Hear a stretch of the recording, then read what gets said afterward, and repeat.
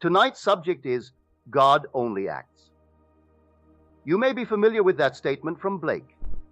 God only acts and is in all existing beings or men. We are told that what is impossible to men is possible with God if we can only find God. For what is impossible with us as men is possible with God.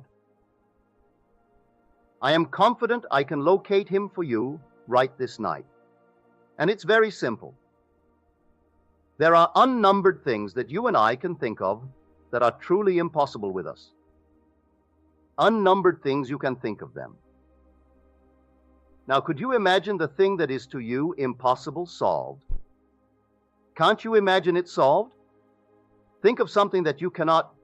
I defy you to think of something that you cannot imagine. Think it over. And so you say, I can't go because I haven't a passport. I can't go, say, to Russia. They wouldn't allow me to go to Russia. I couldn't get a passport. Can't you imagine that you have a passport? Can't you imagine that you've been to Russia and that you're back? You may say, well, that's a lie. There is no evidence to support that imaginal act. But can't you imagine? Can you imagine it? Well, that's God. That's God in action. If you can imagine, all I ask you do now is to hold God trustworthy. You found him, you found something that can imagine anything in this world. Well, that's God. For with him, all things are possible, and with men there are unnumbered things that are not possible. So you found in yourself a power that makes everything possible. But all God intends from us is to accept the imaginal act with faith. That's all. Faith is being loyal to unseen reality. You remember what you did. That's an imaginal act. All it takes from us now is to be loyal to that imaginal act. For through faith we made all things. An imaginal act is one thing, and that's self-determining, that's causative. Everything on the outside moves under compulsion, but everything, and no one really knows the unseen, hidden, causal act. Once in a while you can trace it. The individual may be able to trace it back to something that he did. But between the imaginal act and its unfoldment in the world, in this whole vast world, unnumbered things come out, all contributing. And much of it we condemn. We condemn this act and that act and that act, and harshly condemn it. But it all is moving towards the fulfillment, the bloom of what each in the silence did back here. And yet we sit in judgment of all the unfolding picture of that act, right up to the bloom of the act. Now let me share with you a story that was shared with me. About 2 weeks ago, or 3 weeks ago, I told you a story. It was unfinished. It wasn't yet completed. About the lady who had carried this tremendous burden on her shoulders, as it were, for 25 years. And suddenly, that very day, it was washed out of her life, completely washed out. But I didn't know the nature of the burden. It wasn't yet told me. In fact, it wasn't yet told him. He just wanted me to know, to encourage me to encourage you of this story. Well, this is the story. It's all about his mother, who lives in St. Louis. That's maybe 1,500 miles away. So take that into consideration when you hear the story. She has a very important position. She is executive secretary to an organization similar to our bowl here. You might have seen these great shows in the summer. They produce, every summer 12 musicals are produced. And you either take them, or you've read about them, or you've heard about them. And so, she has been, and still is, for many, many years, executive secretary of this organization. But in spite of the glamour of the job and all the wonderful things she enjoys on the outside of her home, because in that capacity, and as I'm told in his letter, that one of the great status symbols in St. Louis is to be a member of that board. And so they all love her, all respect her, they all admire her, and she enjoys their friendship. And so all the lovely social graces and friendships are hers outside of her home. But in her home, she's not been able to entertain any of these people who entertain her. Because 25 years ago, her father, just moving like the old man of the sea, fell. Well, being her father, she didn't want to do anything to simply dispossess him, as it were. He said, in a strange and wonderful way, he is a very remarkable man, because not very many men have reached the advanced age of 95 without ever having done one day's work in his life. Well, that happens to be her father, and he said to me, a remarkable accomplishment, 95 and not once ever having done a day's work. So there he sat. Well, when he became aware of my books, the first thing he did, he packed off a set to his mother in the hope that she would read them and apply the technique as described in the books. When she came home this Christmas, he discovered she hadn't really applied it, and he would like to know why. Well, she confessed she could see no out to this but death of her father, and if she applied it in the way that the book teaches, she might produce a death, and then she'd have to live with that on her conscience for the rest of her days. And although she would love the freedom of living alone in a nice, lovely home, where all things were lovely, she still would persist in this horrible sacrifice and carry this burden rather than face the only out that she could think of, that the man would die. Then he told her the story that he heard from this platform, that when I found myself in love with the girl who now bears my name, I was terribly involved. I mean, so many complex facts confronted me. I had a dancing partner the world thought I should marry, and everyone thought I should marry her. I was not yet divorced from my first wife, and yet here, I'm in love with this girl. Well, I knew I could not be happy in this relationship of marriage if it caused any distress to my dancing partner. Yet I postponed and postponed the joy of mine by not doing something about it, not acting. One night I said to myself, if I am now blissfully happy in this new relationship of marriage, then it could not be really a happy state if I knew that my dancing partner was injured in any way by this act of mine. So I will simply forget all of that and assume that I am blissfully happy, which would include that she's happy.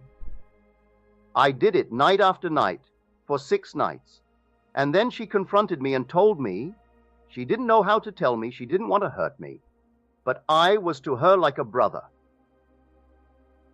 She couldn't think of me in terms of her husband, and that she had found a doctor.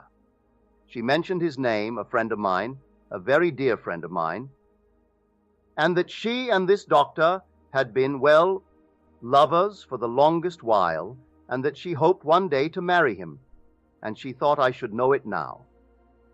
Well, here I had been going for the longest, while not wanting to hurt her, and she not wanting to hurt me, and we both robbed each other of the joy that was really in store for us. So he told his mother of this story. He said, I saw in her eyes a certain glimmer of interest, so I said it over and over in the hope that she would actually apply it. But she didn't tell me when she left here that she was going to apply it. So what I did was this. I imagined that she had done it and done it successfully. So I imagined that she had applied this principle towards that end, and that she had been most successful in the application of the principle. Then a telephone call came that she didn't mention what the father did, but he did something to outrage the neighbors.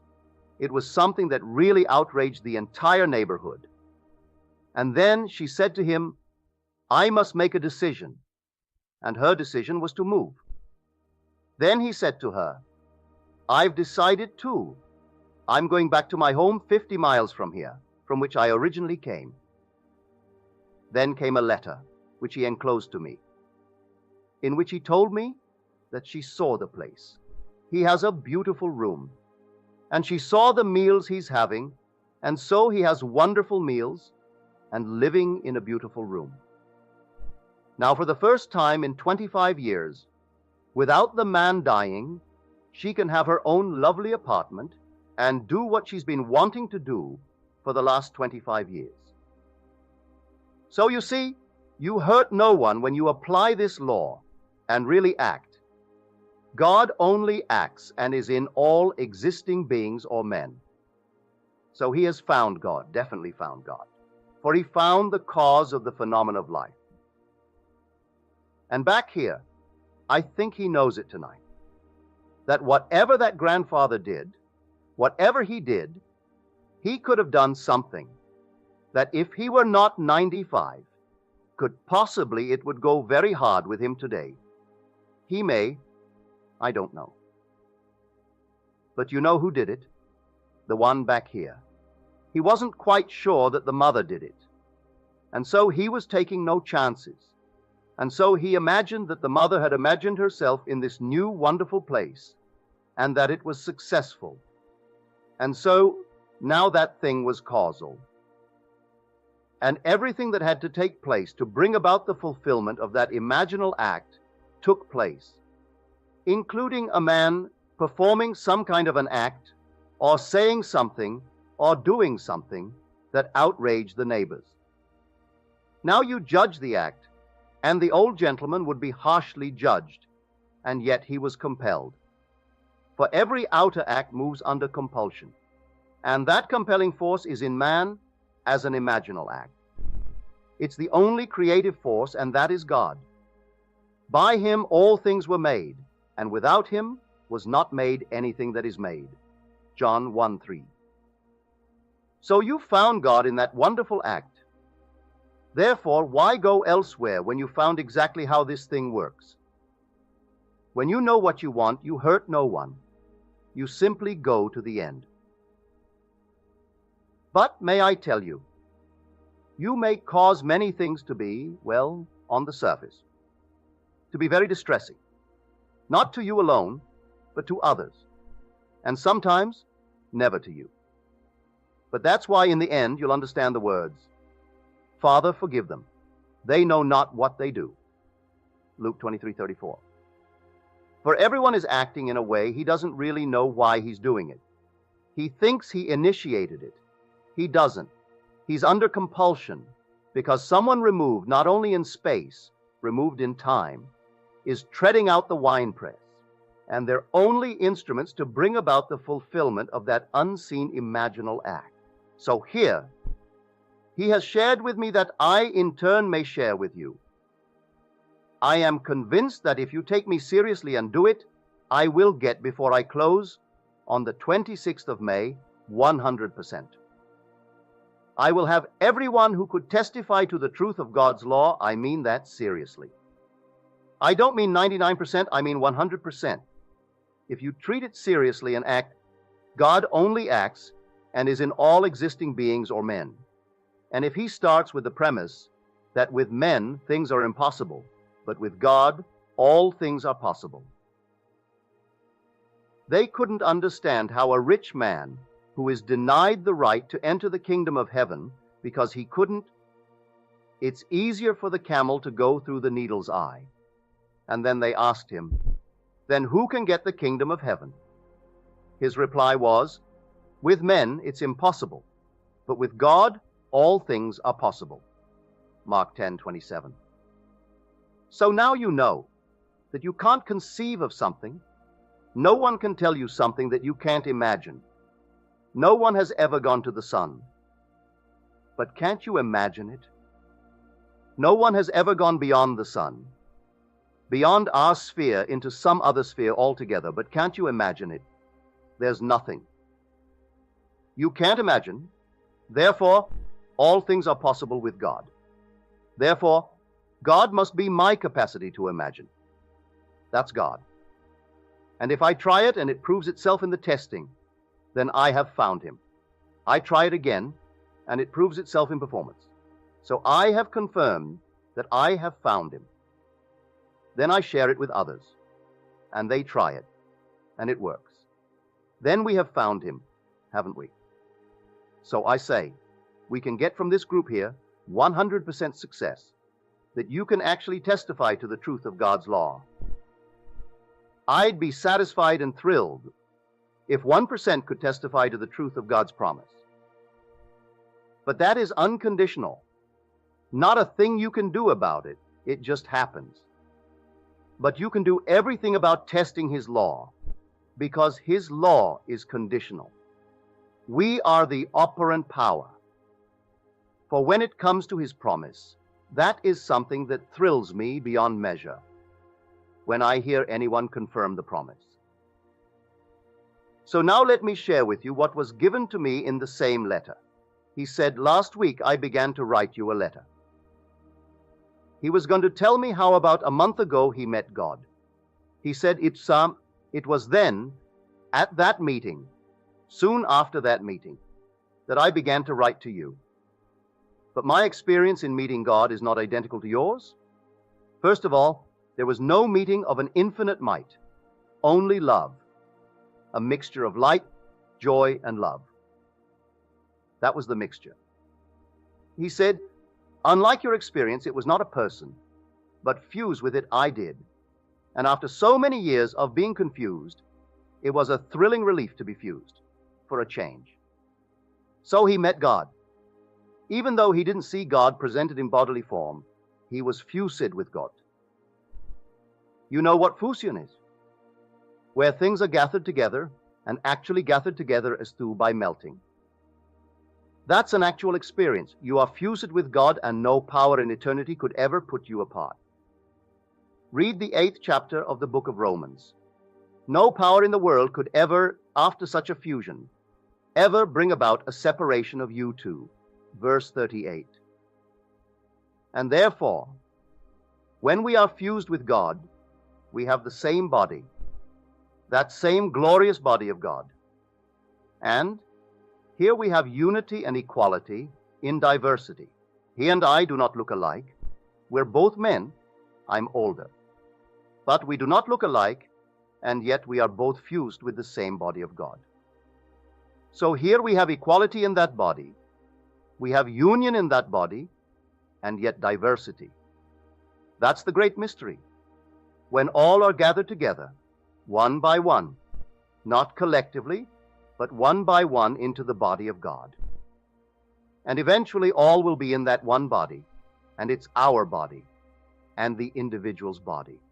That's your resurrected, glorious body. You can't describe it. In this man's case, it appeared to him as a mixture of light, that's right, of joy, that's certainly right, of love, absolutely right. So all mixed together.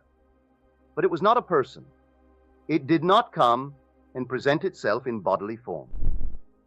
In my own case, it was just as described in the 7th chapter in the book of Daniel, the Ancient of Days, right before me, clothed as he's clothed, looking just as he's described.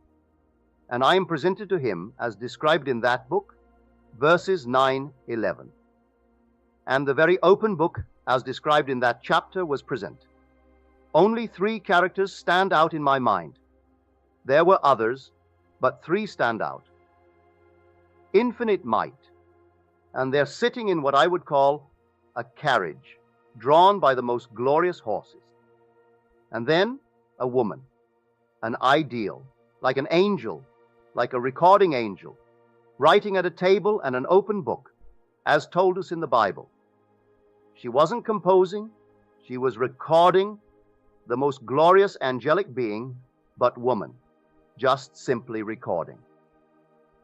Then I'm presented to the Ancient of Days, and it is infinite love. In this same chapter, they speak of the animal, the beast that was slain. It doesn't tell you how it was slain. That was an experience of mine that came about the same time. It wasn't the same night, but whether that experience preceded this presentation or followed it, it was not too long before or after. But that was the beast. And may I tell you, I'll share with you how the beast is slain. It is not said how the beast was slain, but love that night slew the beast. For here I found myself in the presence of the most horrible monster. And then I looked up, and this glorious being, not unlike the recording angel of that vision of the night, the same person really, only this one was standing and looking at me, and this one was down below and calling this glorious creature mother. As this hairy animal, hair from the head to the toe, like an ape, and the hair was reddish, sort of a reddish brown, and as it called this glorious woman mother, I banged it, and then it kept on calling it Mother Mummy, and I pummeled it. I was so annoyed with it. And it gloated. It spoke and it gloated in my blows, violent blows, as though it were a masochist. It simply loved to be beaten. And then, something on the inside of me, from the very depths of my soul, knew, I can't tell you I heard a voice, but I knew that that was my creation, and so was she. Both are my creations.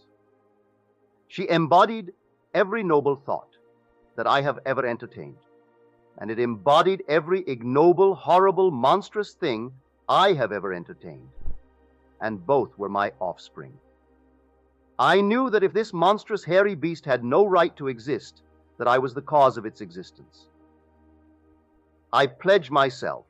There was no one to whom I could turn. I didn't pledge with another, all with myself. I swore to myself that if it took me eternity, I would redeem it. I had no sooner made the decision to redeem it, regardless of the cost to me in pain or in time. And when my decision was made, without anyone looking on, so it was all within me, before my very eyes, it melted. I have never in my life felt such compassion for anything as I did for this. No hate, nothing but sheer compassion, that I could bring into this world such a monstrous thing and allow it to live when it really shouldn't live. I didn't kill it in the sense of cutting off its head. I had compassion for it. And because it was the embodiment of all of my misspent energies, as it melted before my eyes, leaving not a trace behind it, all the energies that I saw embodied there came back to me. They actually came through me. I have never felt so powerful in my life. Everything that throughout the centuries, how long I don't know, unnumbered ages went into this monstrous creature, invisible to me with my mortal frame of it, it whispered into my ear repetition of the deeds that fatten it, on which it would grow. So any opportunity to take advantage of would be encouraged by the whispering of this unseen monster that I, myself, had created. And every attempt to be noble in my world came, and encouragement would come from this noble creature that I had created.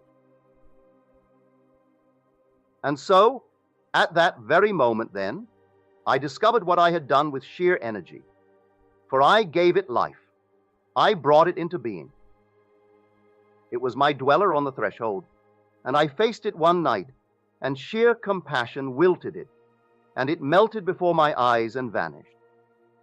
But in vanishing, all the energies, they weren't dissipated. They returned to me who had put them into that horrible, monstrous form. So, the beast spoken of in that chapter, and you'll find it in Revelation, you'll find it in many chapters. The open book you find in many chapters, all through the Psalms, Isaiah. These are true visions. And so he didn't see the human form, but he was fused with the same being, for that being is love. When you fuse with it, the joy is beyond the wildest dreams. So he felt joy and life. You can't measure the life. For in the Father there is life. And as the Father has life in himself, so he's granted the Son also to have life in himself. John 5:26. So fusion with it. The Father, he's become the Son who is one with the Father, and therefore has life in himself. So I can say to him that in this fusion there is no Jew, no Greek, no slave, no free, no male, no female, only one in Christ Jesus. And all the powers of the world cannot ever divorce you from that fusion. He's one with it. So I can't tell him the thrill that was mine when I got that letter and began to read it. He said in his letter, which is irrelevant for the evening, but still it's part of the picture. He was writing a story when his wife happened by and said, "Oh God, what, another letter to Neville? You want to monopolize all the meetings?" She said, "Read it." She didn't say it unkindly, at least not too unkindly. And so he said, "I promised at the moment that I would delay writing any more letters for the next few weeks. But Mother's note came this morning, and because I had mentioned it to you in a previous letter, I thought I should share with you the conclusion, and that you tell others as I have told you. So I want to thank him, and I want to ask her, please don't stop him from writing any more letters. So everyone, I want to get the letters and really get them in. I say everyone can bring me letters on the condition, which is the law. I hope most of you can send me something comparable to that fusion. For now that's done, they could shoot him now, chop off his head, and they can do nothing to separate him from the love of God. He was called into that state. He didn't earn it any more than I did. What was God's secret of his elective love that night when he was, about a month ago, when he was called? He was called and he saw love, only love. For God is only love, really. But the love is so ecstatic, you can't deny the joy that is with it. And you can't deny the life that you feel when you are fused with it. You can't. But in that union, oh, what joy, what life. So all of the qualities he expressed perfectly. I still say to him, it may be this night, who knows, that you will see him presented just as the 7th chapter of Daniel presents him. Just as Daniel presents him, that's exactly what he looked like to me. And then you are that Son of Man who is brought and presented to the Ancient of Days. The recording angel, yes, she's there. Infinite might, yes, he's there. They do not look alike, but you can't deny infinite might when you stand in his presence. It was infinite might who sent me, and the words ringing in my ears were the words, time to act. Time to act. I had to discover how to act. It was time to act. Drink no more water. Take a little wine for your stomach's sake and your many afflictions. 1 Tim 5:23. I had been absorbing all the psychological truth I could get by attending all the lectures, reading all the books, and going mad trying to adjust the conflicts with all the so-called different aspects of truth. And the words are, drink no more water, take a little wine for your stomach's sake and your many afflictions. Certainly wasn't to take wine in a physical sense, although I must confess I enjoy it. But that was not the suggestion. Wine is how to apply it. You've been absorbing the psychological truth. That's symbolized by water. So I filled myself till I almost became waterlogged. And now, don't take any more. Start to apply it by drinking a little wine. Put it into practice. I then had to put it into practice. And putting it into practice, I found God.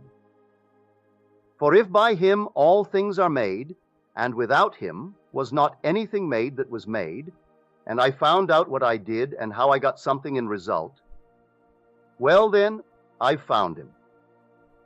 I tried it again, and it worked again. I kept on trying it, sometimes a long delay, sometimes shorter. I can't quite bring it down to the point of why the delay, other than it's not a delay. It is simply the seed takes a different interval of growth, interval of time. One would come overnight, one would come while I'm doing it, and some would come the next day, the next month, the next year. But, looking back, as I told you a week ago tonight, a story from which I have both, and I tried to explain that night that I was the cause of her misfortune.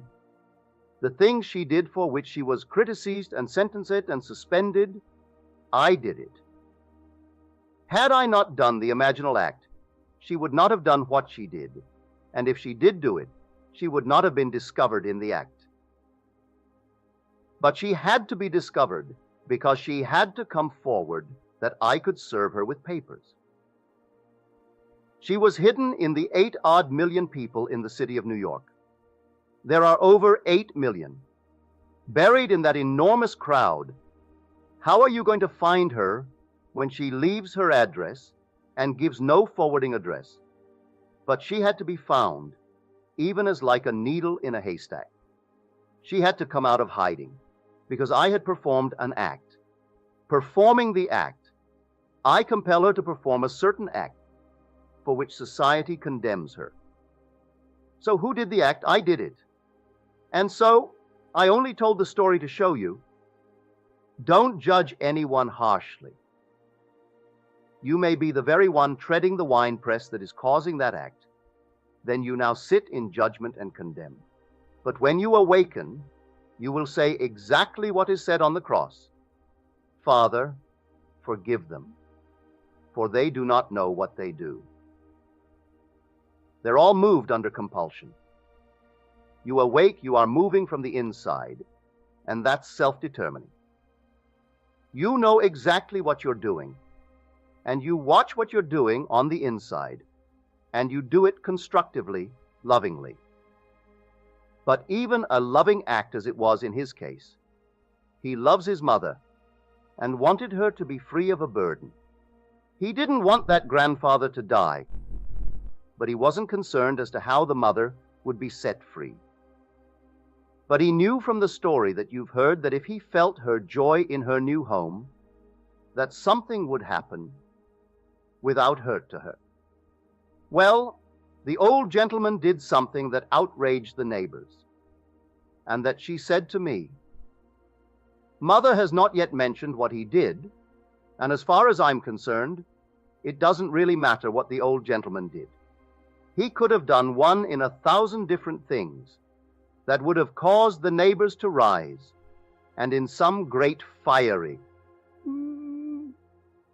against him. It doesn't really matter. But the cause of whatever he did was 1,500 miles. Removed in an imaginal act of a son who so loved his mother, he wanted her to be free from this horrible burden that she'd carried for 25 years. So I tell you, everyone do it and then share with me. But bear in mind, God only acts and is. He is not a passive spectator at this passage of history. He is the supreme actor, the supreme actor. So in everyone, God is acting, and he's acting every time you sit down and imagine a thing with faith. That's how God acts. If you imagine and think, oh, well, that's nothing, that isn't real, well then, you've already canceled it at the very moment of saying that it was unreal. Do you recall the story we told you, quoted from the great Carl Jung, that only when he credited the fantasy with reality did the thing work? For you who were not here, Carl Jung, who died in 61, and the book came out in 61, which is really a form of biography. And this night, he was contemplating the death of a friend whose funeral he had attended that day. The man had died suddenly without warning the day before and was buried that very day, when Jung, in his bed, was seriously considering the man and his present state. Whether Jung believed in the afterlife or not is irrelevant to the story, but he's contemplating the friend, and suddenly he senses the presence of the friend at the foot of his bed. As a great scientist, he said to himself, "Well, I know Bundy. I know I went to his funeral. The man is dead, so he can't really be here." Then he arrested his thoughts. He said, "What right have I? Wouldn't that be the most abominable thing to do to a friend? If the friend were here, and I treated him as though he were not, and I was indifferent to him, wouldn't that be a horrible thing to do to a friend? So now I will credit him with reality." And so the minute he decided to credit him with reality and assumed he was there and real, the friend became very, very real in his imagination, turned around, walked through the door, and beckoned him to follow, which he did. As he followed through the door, the friend went through the garden, and he in his imagination followed onto the street. And then the friend walked several hundred yards up to his home, where now only the widow lived, and he, in his imagination, followed the friend. He went to the friend's home. The friend went right through the first room into his library, mounted a little stool that was there up to the second shelf from the top, and pointed out 4 volumes bound in red. Then he pointed to the second volume. And then, as he pointed to the second volume, and that was the one he wanted to bring Jung's attention to, he disappeared.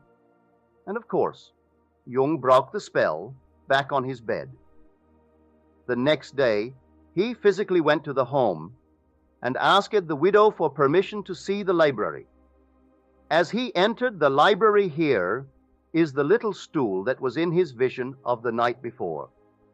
He mounted the stool, and there, second shelf from the top, are 4 volumes in red. He picked up the second volume and its title. The title of it, The Legacy of the Dead. Zola's translation into the German.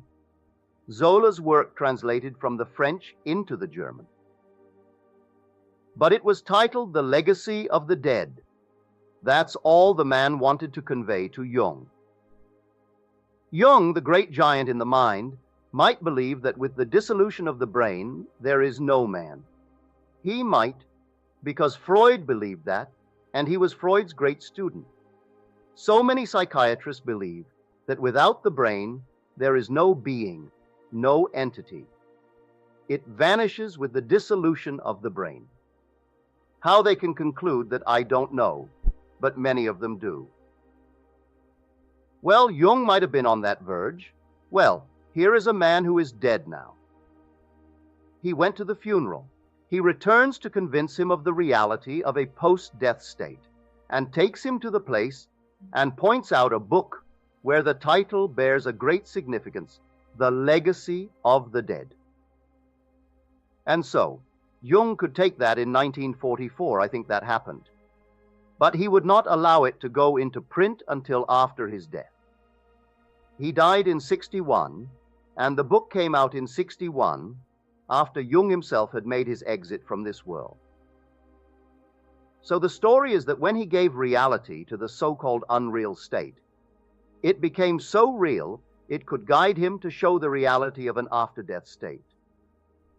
So if you would now imagine something and give to it a same credit of reality, the thing would then become embodied and become real in your world.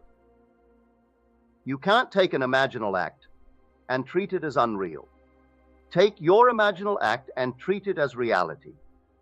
Really believe it's real and have faith in the unseen reality, that it will externalize itself in your world. So you take it and try it. And trying it, I know from experience you'll prove it. And then, if you're not the 1 in 10, or if you're not the 9, I should say, you'll write me a letter. Because not everyone who gets it ever writes a letter. And may I tell you, it doesn't really matter how well you write. If you just can barely print, but you can't express yourself in writing, tell me in the first person. I want to hear it that I may in turn share it, as I've been sharing this gentleman's story with you. But when I read the beginning of that letter, and he started the letter, that he may explain to me how a month ago he met God, and then drew the story so vividly. It was not a parallel of mine, although I did meet infinite love, and permitted myself to speak from that. He met love only. It wasn't infinite might. That doesn't matter. Might is but an aspect, an attribute of God. God is infinite love. Almightiness and omniscience. They're only attributes of God. But God himself is all love. So you are fused not with almightiness. That's an attribute he'll use. You're fused with the reality, and that's God. So he's right. He was fused with love. And when you're fused with love, you can't deny it's a delight, sheer joy that is present, and the sheer life that you feel. Life in yourself. Now, having had that experience, I can prophesy for him. All the things that I have told in my books, that I've had as mystical experience, happened after that experience. And so, he can look forward to all these experiences, where he'll come upon a scene like this, and he will know, for now there's life in him, and he will arrest an activity in him, and arrest as it's seen on the screen. He will arrest it, and not a thing can move while he holds it still within him. Then he'll release it. Then all will continue on its way, and he will prove for himself that he has life in himself. That's going to happen to him as surely as I'm standing here.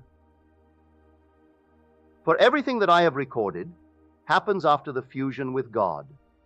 Early dreams as a child, they were all preliminary, preparatory, but that was really the beginning of it all. That fusion with God.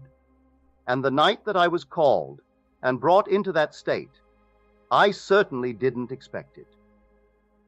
If anyone had told me that very day of coming in the very presence of God and seeing God as man, I might have smiled. I might have. Therefore, I can't blame anyone who smiles when I tell them that I met God, and God, in presenting himself to me, presented himself in the human form. And that the human form is truly love divine. It's all love. And the fusion is so intense, it's a melting right in him, without loss of identity. So, every one of us will be one day united in that body. So we will have union and equality and diversity. Nay, no loss of identity whatsoever. So you hear this night that God only acts. I do not know your background. Not all of you. Your religious background, what you believe in. As far as I am concerned, true religion is really a devotion to the most exalted reality of which one has experience. So this experience of this gentleman with the fusion with God is something he could never forget. And no priest in this world or rabbi in this world could in any way divorce him from that union. He will listen like a gentleman, occasionally, to any argument they have to present.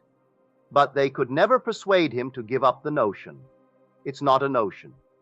This is a reality beyond anything that one who has not had it could ever conceive. So you couldn't present any argument to divert a man after the union with God.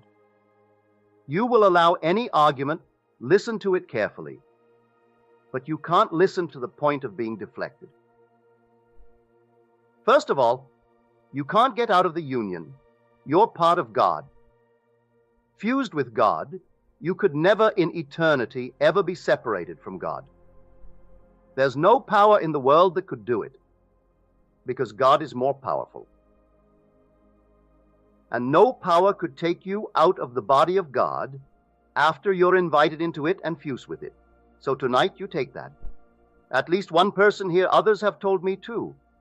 They're all coming towards the grand, really the only end, which is the fulfillment of God's promise. But that you must wait for and wait for it patiently. He said, Wait for the promise of the Father. Just wait, because you can't earn it. When it comes, it's a gift, a complete gift.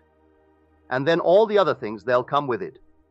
But in the meanwhile, His law being conditional, you need not remain as you are if you don't like what you are. For 1 second beyond hearing the law, you can take the law this night, knowing who God is. If God is doing it, and all things are possible to God, well, then it's done. I don't care what it is. It's done if it's all God doing it. If a little you is doing it, and you take someone you know, can't do it. But the minute you know that imaginal acts are God's acts, that God actually became you, that you may become God, and that you are all imagination, and God and you are one. Therefore, if He actually became you, and He acts in you, the only thing in you that is completely, that you could say all things are possible to it, is your imagination. You can't think of anything in this world outside of your imagination that you can say of it, with it all things are possible, because almost everything else is impossible. You think of the things that you would like to do, and how many things are impossible if you take the little you of flesh and blood. But take yourself as imagination. Can't you imagine anything in this world but anything?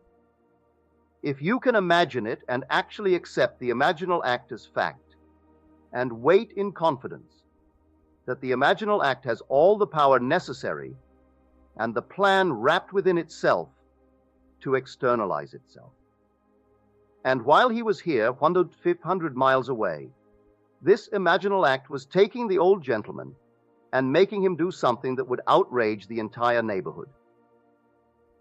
The old gentleman and his daughter would be totally unaware that an unseen imaginal act was cause of his behavior, because they would say, "What on earth is he doing?"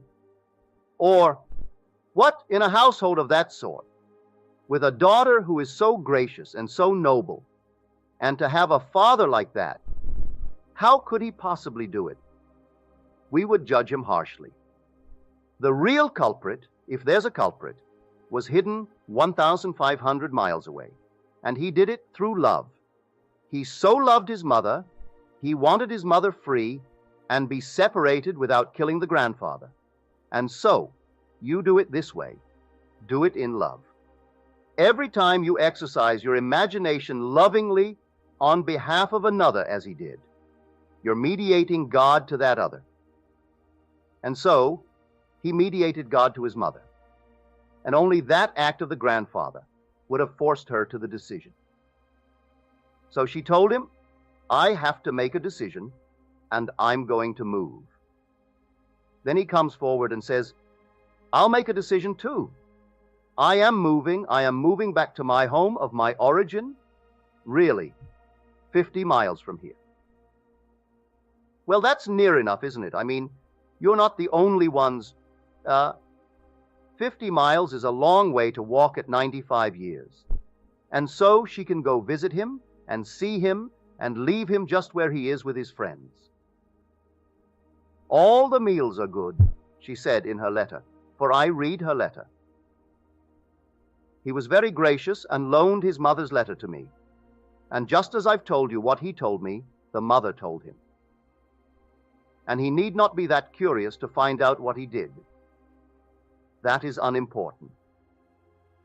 Whatever he did, he outraged the people to the point where something had to be done, and a move was in order, and the move became a fact. So I'm asking you to take me seriously. And when you sit down this night in the silence, or when you go home and you are with yourself and gathered together and you imagine anything, do it lovingly.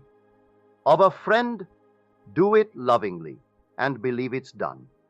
That's God in action. And with God, all things are possible. You don't have to aid it. Leave it alone. It's going to actually move itself through all. And all things being interwoven, they will take anyone in the world that it can use. to embody itself.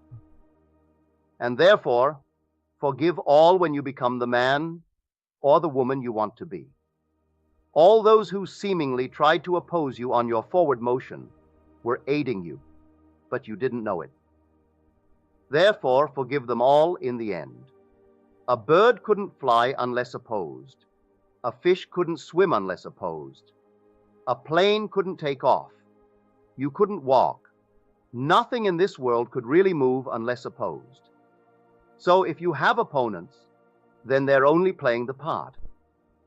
Because you dared to assume that you are the man, the woman, that you want to be, they had to come to give the necessary opposition. Without that, you wouldn't move. Now let us go into the silence.